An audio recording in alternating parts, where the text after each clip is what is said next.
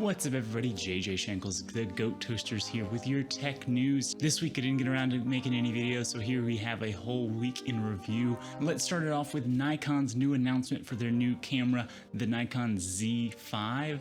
This will be a mirrorless full-frame camera, sort of their entry budget level full-frame camera. So it'll be a Nikon mirrorless camera, full frame, coming in at $1,400 without a lens. A lot of debates on whether this price is worth it or if people will just upgrade to the Z6. That's the one I'm shooting on right now. The specs of the Z5 make it a very good camera, but it is slightly lacking on the video specs compared to the Z6. It's nearly the same sensor, it's not a backside illuminated, so it won't be as good at low light capabilities, but a lot of the photography side of this camera will be nearly as good as the Nikon Z6. It is a slightly larger camera, being 2mm thicker of a camera. That's to accompany a 2 SD card slot reader, instead of the Z6 only comes with one XQD card. That was one of the major downsides to the Z6 that a lot of people didn't like, me included. Having 2 card slots would be really nice. Having one XQD and one SD card, same thing that I put in the Nikon D850, that would be amazing.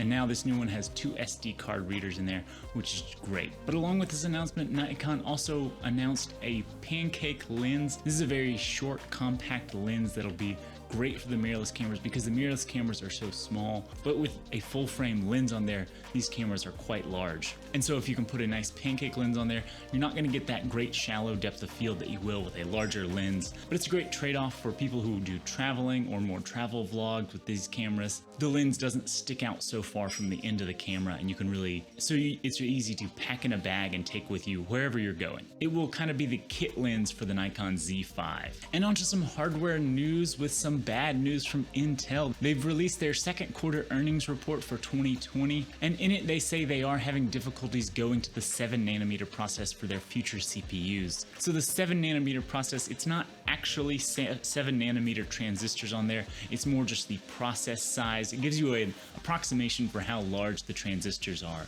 on the silicon. And Intel is stuck on the 10nm plus.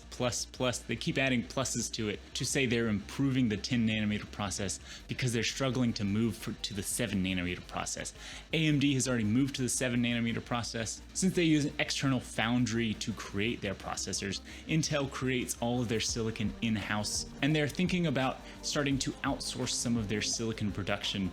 This does give up some of the control from inside Intel to be outsourcing things. You are dependent on their supply chains and their manufacturing process timelines, and it does cut into some of your profit margins to outsource the production of this silicon. But as of now, if Intel sticks with trying to do it themselves, it might be early 2022 before they move to the 7nm process, and by then it's expected that AMD will have already moved on and gone to the 3nm process. So if things plan out as it looks like it might right now, AMD will again keep the lead ahead of Intel in the CPU market. Intel definitely has to do some drastic measures to be able to retake the lead in the CPU market as it is right now. And on to some crazy crossovers in the hardware realm. Herman Miller has paired up with Logitech to create a wildly expensive gaming chair. Herman Miller is known for some high-end, very expensive office chairs. These easily range from the $1,000 to $1,500 range for a single chair.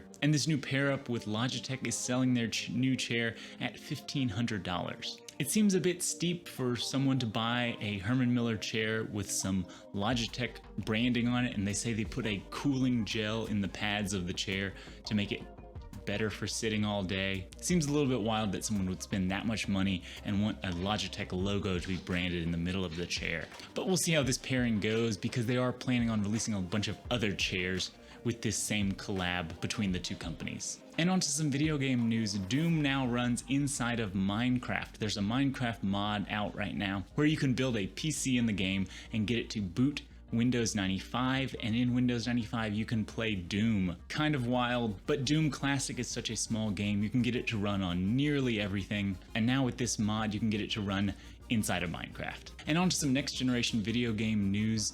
Microsoft is going to be releasing a new Fable game for the Xbox Series X that's coming out at the end of this year. The original Fable game came out in 2004 for the original Xbox.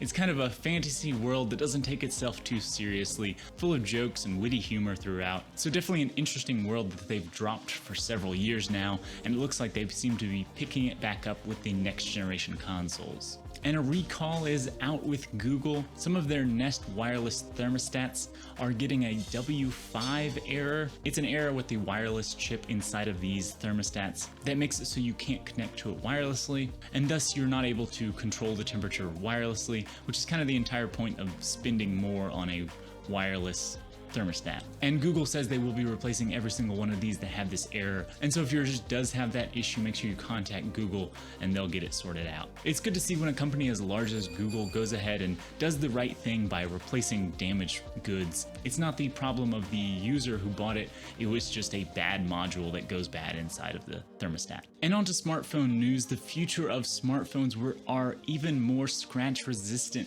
The new Corning Gorilla Glass Victus will be twice as hard to scratch as the previous 2018 Gorilla Glass 6 that came out, and it will be able to survive a full 2-meter drop test. This is the real technology we need. The future of smartphones need to be tougher and stronger. So many people, I don't even put a case on this phone because, well, one, I don't drop it that often, and the glass is so good and scratch resistant nowadays. It's great. This is the technology we need in the future of phones. I would take stronger glass over a better processor. And on to new phone reveals. The next iPhone, the iPhone 12, is set to be announced on September 8th. And the launch date will probably be about a month after that. So it looks like they're trying to get in before Google's release date. Usually Google's is mid-October, and so Apple will be stepping it back to mid-September. And there'll probably be a lot of leaks of what sort of specs to expect, so we'll have to keep an eye on that in the coming months. And on to some general news, the big step forward in the electric vehicle market. The company Rivian, the electric vehicle manufacturer that's backed by Amazon, is set to create their first trucks in 2021. They've already built some factories and started testing them out with some preliminary runs to make sure they've got all the kinks worked out and still finalizing some of the processes. Very exciting. Hopefully this company can be good competition for Tesla in the electric vehicle space. It's great to see competition, and every consumer out there should enjoy competition because it's better for you and me. Prices go down and products get better when there's more competition out there. So I'm really excited for what Rivian can do in the electric vehicle space. And talking about the risks related to lack of competition, the FAA has announced that they are looking into some 737 issues with engines. Boeing might be in hot water again with their 737s. Now, the FAA has launched an investigation into them after 4 non-fatal engine failures have occurred. So there's no crashes and no one died and no one was hurt. But it is scary because they say there are about 5,000 planes out there that could be affected by this issue. So hopefully the FAA's investigation will get Boeing to fix this issue and these planes will be fine in the future. But that about wraps it up for our news today. If anything I said was infactual or I missed a story you wanted me to cover, make sure to comment it in the comments down below and I will mention it on the next video. And while you're down there, if you would hit that like and subscribe button, it really helps this channel out and it means a lot to me personally. But anyway, I hope you guys have an amazing day out there. Make sure you're staying safe. Make sure you're washing your hands a lot. It is still 2020 after all. But I hope you have a good day out there or in there, and I'll see you in the next video. Go Toaster out.